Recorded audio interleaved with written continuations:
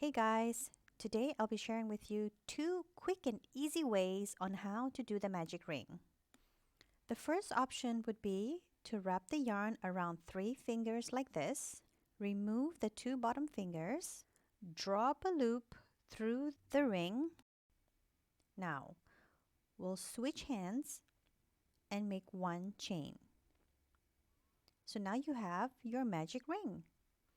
You can pull out the tail, and from here, we'll chain 1, and you can work a single crochet or a half double crochet or a double crochet stitch. Here I'll be showing you how I make a half double crochet magic ring. So you'll just yarn over, insert your hook through the loop and work your half double crochet stitch.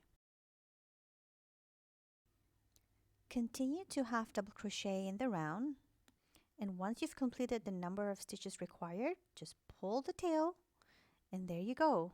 You have a tight ring. To close the stitch, we'll insert our hook through the first stitch and make a slip stitch.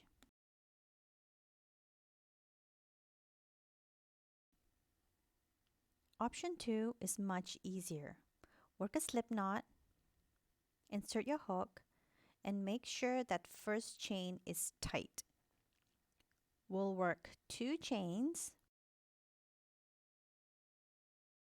I'll be inserting my hook through that first chain made earlier, the one that is tight, and we'll work our stitch. I'll be working a half double crochet stitch. We'll continue to work our stitch in the round depending on the number of stitches required. And to close the round, we'll just insert a hook through that first stitch and work a slip stitch. If your first chain is not tight enough, you will have a gap. So make sure that the first chain is tight.